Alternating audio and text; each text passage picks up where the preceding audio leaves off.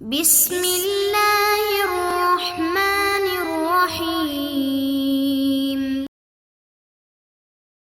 السلام علیکم عزیز طلبہ کرام، آج سبق نمبر 103 اور باب الصرف چل رہا ہے، تو اس کا حصہ دوم ہے، اور آج ہم خلاصہ باب کریں گے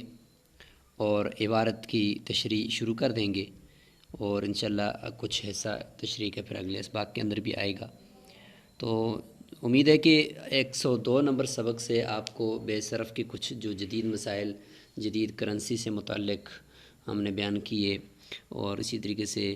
سونا چاندی کی نوٹوں کے بدلے میں اور کرنسی کے بدلے میں خرید و فروخت، اس کے بارے میں ہم نے گفتگو کی، تو کچھ نہ کچھ مسائل آپ کے ذہن نشین ہوئے ہوں گے۔ تو انشاءاللہ آگے اسلام اور جدید معیشت جو ہمارا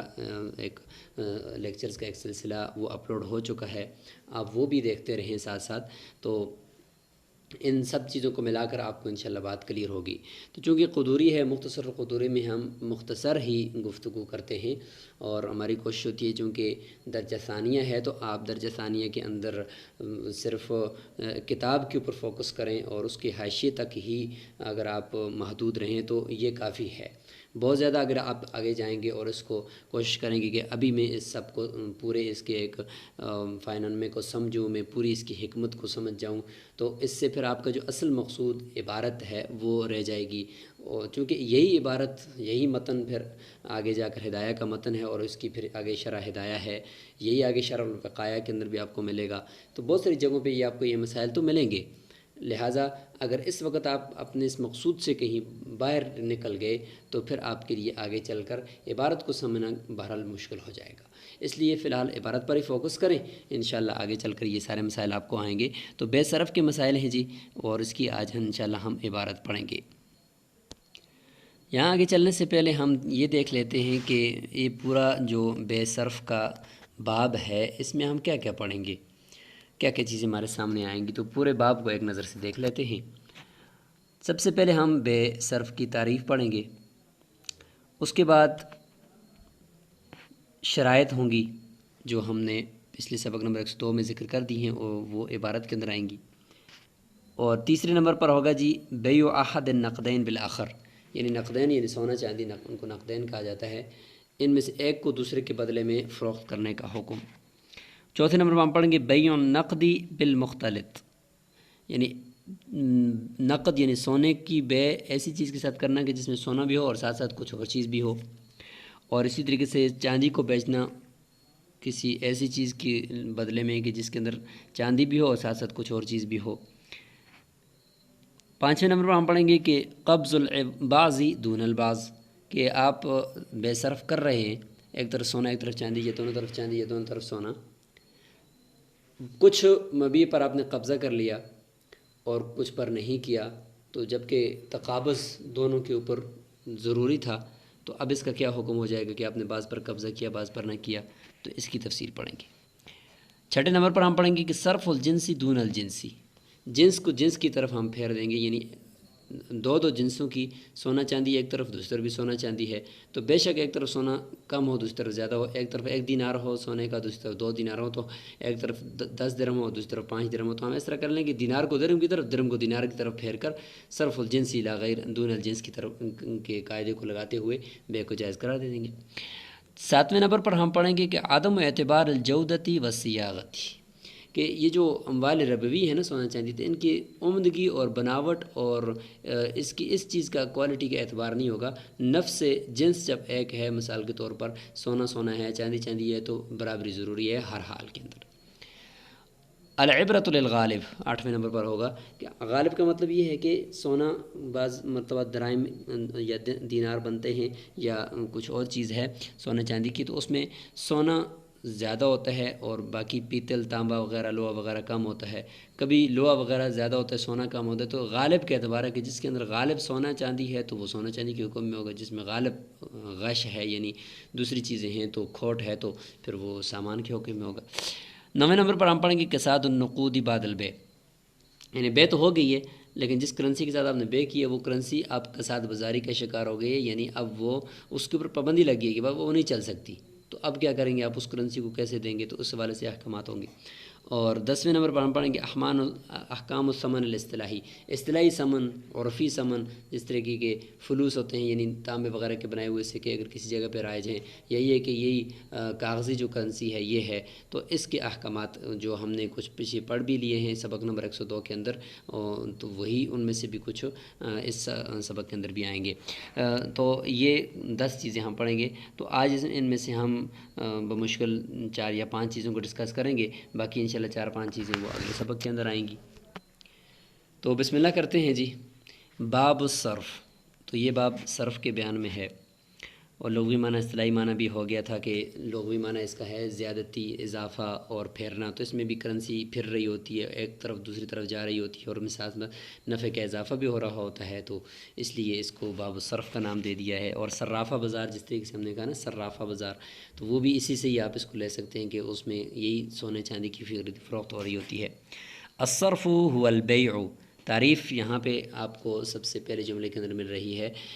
کہ صرف یہ بے ہے، ایسی بے ہے کہ اذا کان کل واحد من عوضیہ من جنس الاسمان، کہ جب عوضین میں سے ہر ایک ثمنوں کی جنس سے ہو، ثمنوں کی جنس سے ہو، یعنی مبیع نہ ہو بلکہ ثمن ہو، کرنسی کی جنس سے ہو۔ فإن باع فضة بفضة، اب آگے جو ہے اس کی شرائط شروع ہو گئی ہیں، لہٰذا اگر کوئی آدمی چاندی کو چاندی کے بدلے میں، او ذهبا بذهب، سونے کو سونے کے بدلے میں بیچ رہا ہے، لم یجوز، جائز نہیں ہے، الا مثلا بمثل، ایک شرط تو یہ ہے کہ بالکل برابر برابر ہونا چاہیے، کیونکہ جنس ایک ہے، اموال ربویہ ہیں، اور جنس قدر مال جنس سود کی علت پائی جا رہی ہے، لہٰذا کمی زیادتی جائز نہیں ہوگی، ربا الفضل ثابت ہو گیا۔ وَإِنِ اخْتَلَفَا فِي الْجَوْدَةِ وَالصِّيَاغَةِ، اگرچہ جودہ عمدگی میں اور سیاغہ بناوٹ کے اندر دونوں ایک دوسرے سے مختلف کیوں نہ ہوں، پھر بھی برابری ضروری ہے، کیونکہ اموال ربویہ کے اندر یہ جو وصف کے اندر جو اونچ نیچ ہوتی ہے یہ اس کا اعتبار نہیں کیا جاتا۔ ولا بد من قبض العوضین قبل الافتراق، یہ دوسری شرط ہے جی کہ تقابض فی المجلس ضروری ہے، کہ دونوں عوضین کے اوپر قبضہ کرنا مجلس کے اندر ضروری ہے، کیونکہ ثمن متعین کرنے سے متعین تو نہیں ہوتا نا، لہٰذا اگر آپ صرف متعین کر بھی دیں گے یہ والے ثمن میں آپ کرنسی دوں گا تو ہو سکتا ہے کہ آپ اس کو چینج کر دیں بعد میں، اس لیے قبضہ کرنا ضروری ہے تاکہ وہ متعین ہو جائے۔ وَإِذَا بَاعَ الذَّهَبَ بِالْفِضَّةِ، اگر اس کے برخلاف آپ سونے کو چاندی کے بدلے میں بیچ رہے ہیں تو کہتے ہیں کہ پھر چونکہ جنس مختلف ہے لہٰذا ربا الفضل تو ثابت نہیں ہوگا، لہٰذا کمی زیادتی جائز ہو جائے گی، جاز التفاضل۔ لیکن ووجب التقابض، مجلس کے اندر دونوں چیزوں پر قبضہ پھر بھی ضروری ہے، کیونکہ جنس تو بدل گئی ہے لیکن دونوں وزنی تو پھر بھی ہے نا، اور ثمن متعین کرنے سے متعین بھی نہیں ہوتا، لہٰذا ربا کی ایک علت پائی جاتی ہے، لہٰذا آگے ربا بھی ناقص جو ہے وہ ثابت ہوگا، یعنی ادھار جائز نہیں ہوگا، مجلس کے اندر قبضہ ضروری ہے۔ وَإِنِ افْتَرَقَا فِي الصَّرْفِ قبل قبض العوضین او احدہما، لہٰذا اب اسی شرائط کے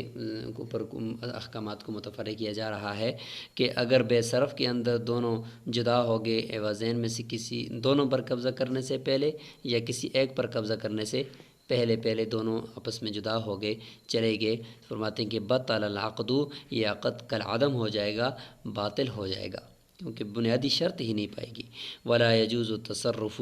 آگے حکم بیان ہو رہا ہے کہ بے صرف جائز نہیں ہے، یعنی تصرف کرنا بے صرف کے ثمن میں تصرف کرنا جائز نہیں ہے، فی ثمن الصرف قبل قبض ہی، قبضہ کرنے سے پہلے، یعنی آپ نے سونے کے بدلے میں چاندی آپ لے رہے ہیں مثال کے طور پر، تو آپ نے سونا تو دے دیا اور ادھر سے جو اس نے چاندی دینا تھا تو آپ نے کہا کہ وہ جو چاندی آپ مجھے دے رہے ہو نا اس کے بدلے میں آپ مجھے چاندی نہ دو بلکہ فلاں کوئی چیز آٹا گندم یا کچھ اور چیز مجھے دے دو، تو یہ گویا کہ آپ نے اس چاندی کے اوپر قبضہ کرنے سے پہلے آپ نے اس میں تصرف کر دیا، جبکہ ایسا کرنا جائز نہیں ہے، کیونکہ ہم نے کہا کہ مجلس کے اندر دونوں کو قبضہ کرنا ضروری ہے تاکہ پتہ چل جائے کہ جو آپ کرنسی لے رہے ہیں کیا وہ نقلی تو نہیں ہے، کوئی جیلی تو نہیں ہے کیا، اس لیے فرمایا کہ جائز نہیں ہے قبض ہی تصرف کرنا۔ وَيَجُوزُ بَيْعُ الذَّهَبِ بِالْفِضَّةِ مُجَازَفَةً، سونے کو چاندی کے بدلے میں بیچنا فرماتے ہیں کہ مجازفتاً بھی جائز ہے، یعنی اندازے کے مطابق بیچنا بھی جائز ہے، کیونکہ جنس مختلف ہے تو کمی زیادتی کا ایشو ہے نہیں ہے، بے شک ہو کمی زیادتی، لیکن یہ کہ مجلس کے اندر قبضہ بہرحال اس میں بھی ضروری ہے۔ ومن باع سیفا محلا بمئتی درہم وحلیتہ 50 درہما۔ یہ ایک مسئلہ یہاں سے شروع فرما رہے ہیں کہ پہلے تو یہ تھا کہ نقد یعنی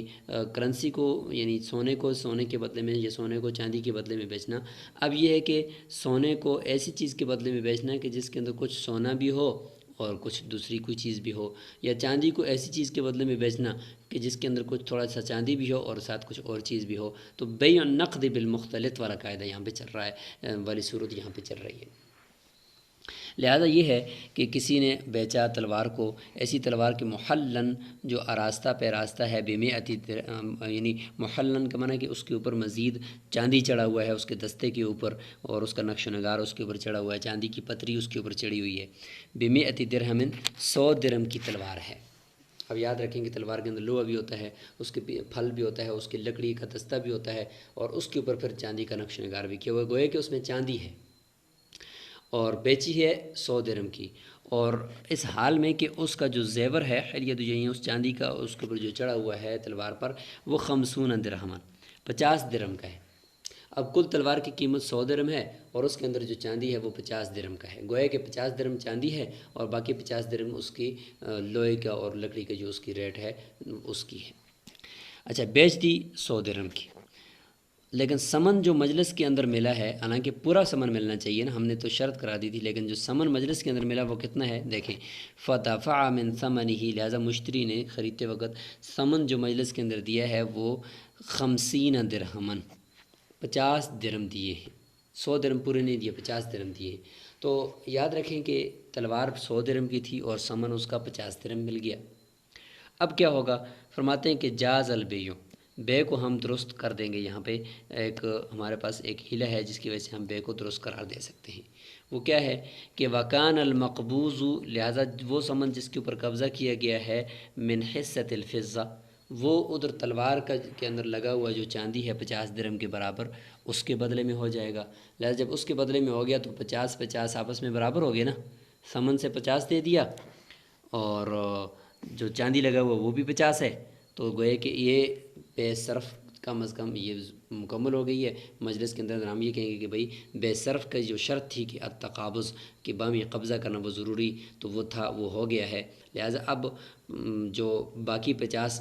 درہم سمن کے رہتے ہیں، ہم یہ سمجھیں گے کہ یہ تلوار کا جو لوہا ہے اور اس کی جو لکڑی ہے اس کے بدلے کے ہیں، اور وہ تو ایک بے مطلق ہے نا، اس کے اندر ادھار جائز ہے، جبکہ یہاں پہ یہ درست ہو گیا۔ وَإِن لَّمْ يُبَيِّن ذَلِكَ، اگرچہ اس نے بیان بھی نہ کیا ہو، یعنی مشتری نے 50 درہم دیتے وقت یہ بیان نہ کیا ہو کہ یہ میں 50 درہم وہ جو تلوار کے اندر لگا ہوا چاندی ہے اس کے بدلے میں دے رہا ہوں، اگر وہ بیان نہ بھی کرے پھر بھی ہم اسی طرف پھیریں گے، کیونکہ ایک مسلمان کا جو کیا ہوا کام ہے شریعت چاہتی ہے کہ اس کے کام کو صحیح رخ ہی دیا جائے، لہذا صحیح رخ دے دیں گے۔